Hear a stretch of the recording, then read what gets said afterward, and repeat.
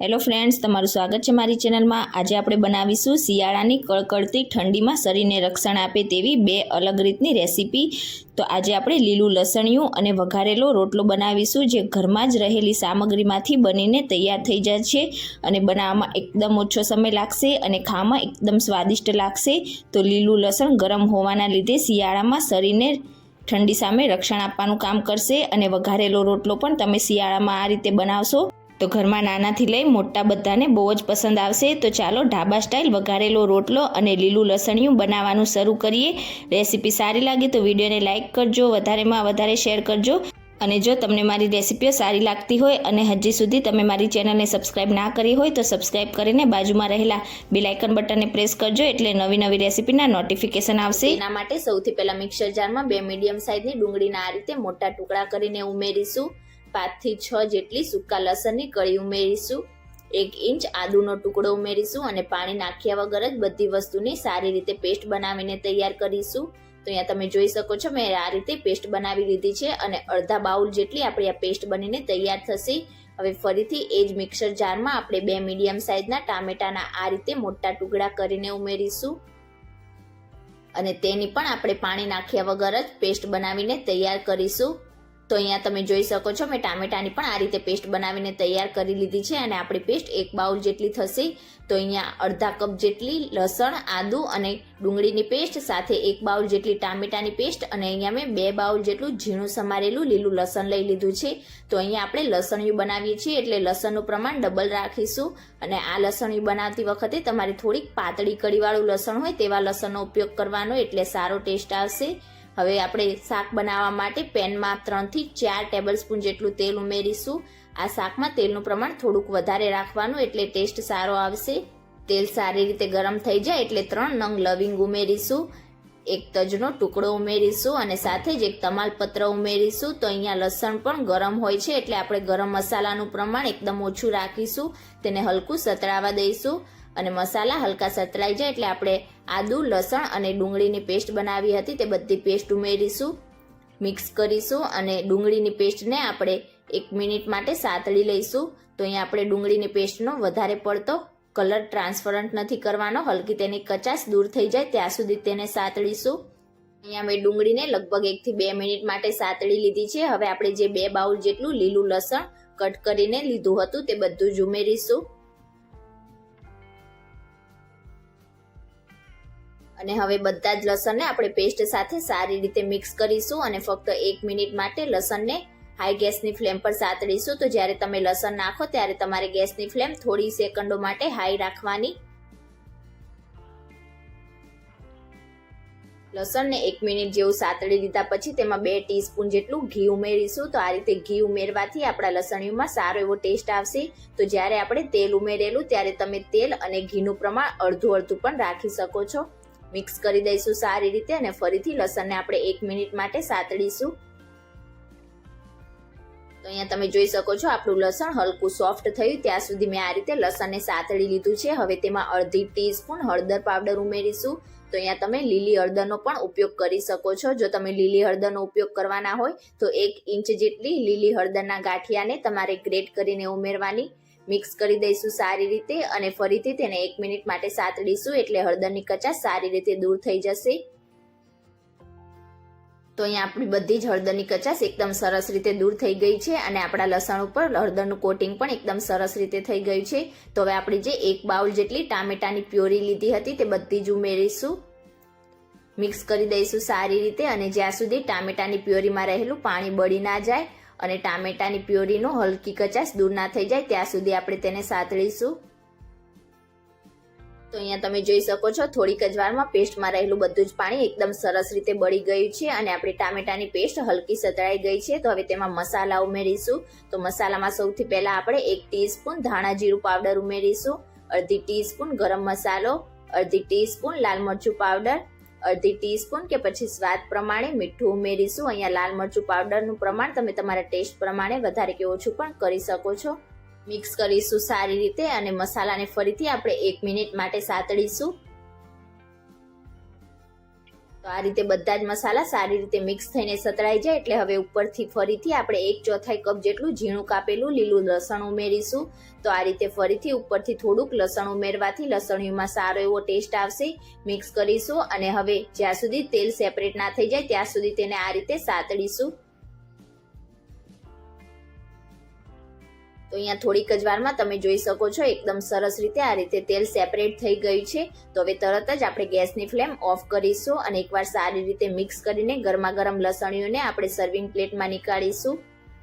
તો આ લસણીને તમે ભાખરી કે રોટલા સાથે સર્વ કરી શકો છો. ખાવામાં બહુ ટેસ્ટી એવું લાગશે અને ફક્ત 5 જ મિનિટમાં બનીને તૈયાર પણ થઈ જાય છે. તો તમે ક્યારે આ રીતે લીલા લસણનું લસણિયું ના બનાવ્યું હોય તો એકવાર આ રેસીપી જરૂરથી ટ્રાય કરજો. અને આજની મારી રેસીપી તમને કેવી લાગી મને કમેન્ટ કરીને ચોક્કસથી જણાવજો. અને હવે આપણે એકદમ ટેસ્ટી એવો ઢાબા સ્ટાઇલ વઘારેલો રોટલો બનાવીને તૈયાર કરીશું. સૌથી પહેલાં તો વઘારેલો રોટલો બનાવવા માટે મેં અહીંયા 2 મીડિયમ સાઇઝના ઠંડા રોટલા લઈ લીધેલા છે. તો જો તમે બપોરે વઘારેલો રોટલો બનાવવા માંગતા હોય તો તમારે રોટલાને સવારે બનાવીને રાખવાના, અને જો તમે સાંજે બનાવવા માંગતા હોય તો તમારે રોટલા આ રીતે બપોરે બનાવીને તૈયાર કરી લેવાના.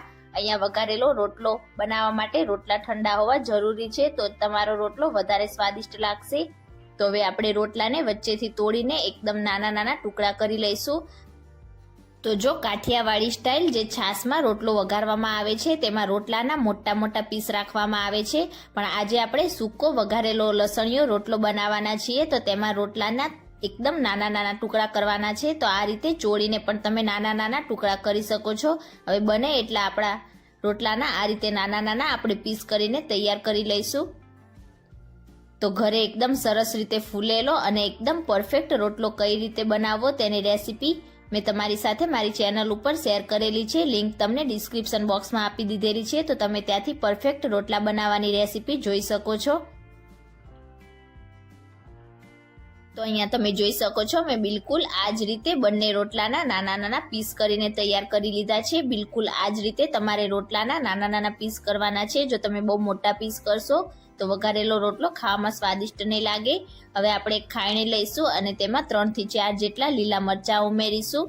તો આ વઘારેલો રોટલો થોડો સ્પાઇસી હોય તો ખાવામાં વધારે ટેસ્ટી લાગે, એટલે મરચાંનું પ્રમાણ તમારે થોડુંક વધારે રાખવાનું. હવે અડધા કપ જેટલા લીલા લસણનો આપણે ઉપરનો ભાગ આ રીતે કટ કરીને ઉમેરીશું. અને હવે લસણ અને મરચાંને આપણે બંનેને એકદમ સારી રીતે વાટી લઈશું. રીતે લસણ અને મરચાં બંનેને વાટીને આપણે તેની પેસ્ટ બનાવીને વઘારેલા રોટલા બનાવવામાં ઉપયોગ કરીશું, એટલે રોટલામાં તેનો સ્વાદ એકદમ સરસ લાગશે. તો અહીંયા તમે જોઈ શકો છો હવે બિલકુલ આ જ રીતે લસણ અને મરચાં બંનેને વાટીને તૈયાર કરી લીધા છે. હવે આપણે રોટલો વઘારીશું. તો તેના માટે ગેસ ઉપર એક પેન રાખીશું અને તેમાં 3 થી 4 ટેબલ સ્પૂન જેટલું તેલ ઉમેરીશું. વઘારેલા રોટલામાં થોડુંક તેલનું પ્રમાણ ચડિયાતું રાખવાનું, એટલે રોટલો એકદમ સરસ લાગશે. તેલ ગરમ થાય એટલે અડધી ટીસ્પૂન રાઈ અને અડધી ટીસ્પૂન જીરું ઉમેરીશું અને બંનેને આપણે સારી રીતે ફૂટવા દઈશું. રાઈ અને જીરું બંને સરસ રીતે ફૂટી જાય એટલે તેમાં 1/4 ટીસ્પૂન જેટલી હિંગ ઉમેરીશું. 5 થી 6 જેટલા મીઠા લીમડાના પાન ઉમેરીશું. એક સૂકું લાલ મરચું ઉમેરીશું અને બંને વસ્તુને આપણે હલકી સતળાવા દઈશું. અને હવે તેમાં 1 ટેબલ સ્પૂન જેટલા તલ ઉમેરીશું.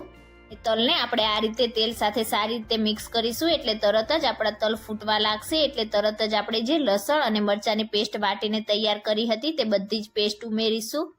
મિક્સ કરીશું સારી રીતે અને હવે ગેસની flame slow to medium side રાખીશું અને લસણ અને મરચાંને આપણે લગભગ 2 થી 3 મિનિટ માટે મીડિયમ ગેસની ફ્લેમ પર સાતળીશું. ત્યાં સુધી આપણી લસણ અને મરચાંની પેસ્ટ સતળાય છે ત્યાં સુધી આપણે વઘારેલા રોટલામાં નાખવા માટેની એક મસાલા પેસ્ટ તૈયાર કરીશું. તો અહીંયા મેં બાઉલમાં 2 ટેબલ સ્પૂન જેટલું પાણી લઈ લીધું છે. હવે તેમાં 1 ટીસ્પૂન લાલ મરચું પાવડર ઉમેરીશું, 1 ટીસ્પૂન ધાણા પાવડર, અડધી ટીસ્પૂન હળદર પાવડર ઉમેરીશું, અડધી ટીસ્પૂન ગરમ મસાલો ઉમેરીશું અને હવે બધી વસ્તુને આપણે એકદમ સારી રીતે મિક્સ કરી લઈશું. તો આ રીતે આપણે મસાલા પેસ્ટ બનાવીને ત્યાર પછી તેનો ઉપયોગ કરીશું, એટલે આપણા મસાલા બિલકુલ પણ બળી નહીં જાય અને રોટલામાં તેનો ટેસ્ટ પણ એકદમ સરસ લાગશે.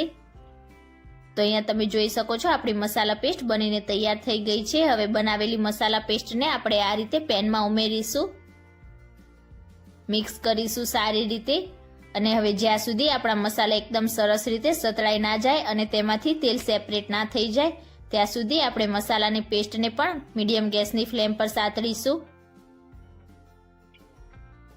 અહીંયા તમે જોઈ શકો છો મેં બધા જ મસાલાને એકદમ સરસ રીતે મિક્સ કરી લીધા છે અને આપણે પાણીમાં મસાલા નાખીને પેસ્ટ બનાવી હતી, તેનાથી આપણા મસાલા બિલકુલ પણ બળી પણ નથી ગયા.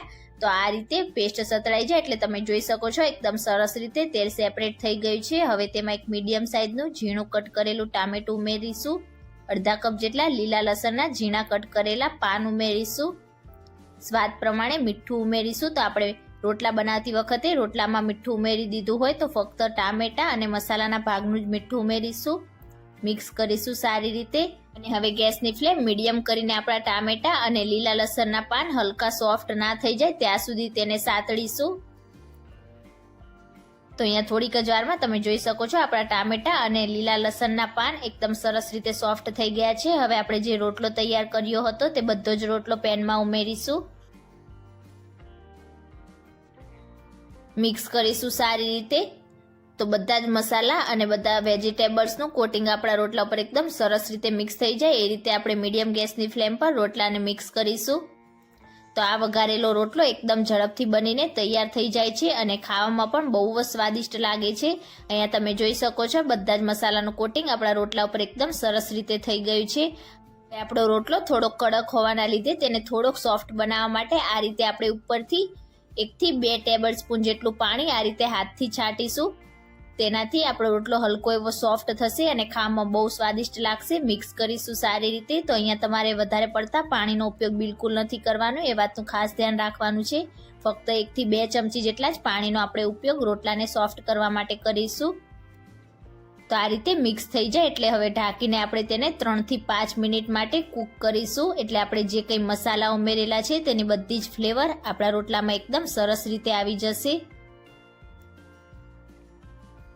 હવે રોટલાને લગભગ કૂક થતા 4 થી 5 મિનિટ જેવો સમય થઈ ગયો છે. તો ઢાંકણ હટાવીને આપણે એકવાર રોટલાને સારી રીતે મિક્સ કરીશું. તો અહીંયા તમે જોઈ શકો છો એકદમ પરફેક્ટ રીતે આપણો રોટલો કૂક થઈ ગયો છે. હવે ઉપરથી આપણે ઝીણા કટ કરેલા લીલા ધાણા ઉમેરીશું. આ રીતે ઉપરથી થોડાક ઝીણા કટ કરેલા લીલા ધાણા ઉમેરવાથી રોટલામાં તેનો ટેસ્ટ એકદમ સરસ લાગશે. હવે ગેસની ફ્લેમ આપણે તરત જ ઓફ કરી દઈશું અને રોટલાને એકદમ સરસ રીતે મિક્સ કરીશું. તો અહીંયા તમે જોઈ શકો છો જોતાં જ ખાવાનું મન થઈ જાય તેવો આપણો એકદમ સરસ લસણીયો વઘારેલો રોટલો બનીને તૈયાર થઈ ગયો છે. તો હવે રોટલાને આપણે સર્વ કરીશું. તો તમે ક્યારે આ રીતે એકદમ ઝડપથી બની જાય તેવો વઘારેલો રોટલો ના બનાવ્યો હોય તો એકવાર આ રેસીપી જરૂરથી ટ્રાય કરજો. એકદમ ઝડપથી બની પણ જાય છે અને ખાવામાં બહુ ટેસ્ટી એવો લાગે છે. આ વઘારેલા રોટલાને તમે છાશ સાથે કે પછી ગરમા ગરમ ચા સાથે સર્વ કરી શકો છો. તો આજની મારી રેસીપી તમને કેવી લાગી મને કમેન્ટ કરીને ચોક્કસથી જણાવજો. અને જો રેસીપી સારી લાગી હોય તો વિડીયોને લાઇક કરજો, વધારેમાં વધારે શેર કરજો અને ચેનલને સબસ્ક્રાઇબ કરીને બાજુમાં રહેલા બેલ આઇકન બટનને પ્રેસ કરજો એટલે નવી રેસીપીના નોટિફિકેશન આવશે. Thank you for watching.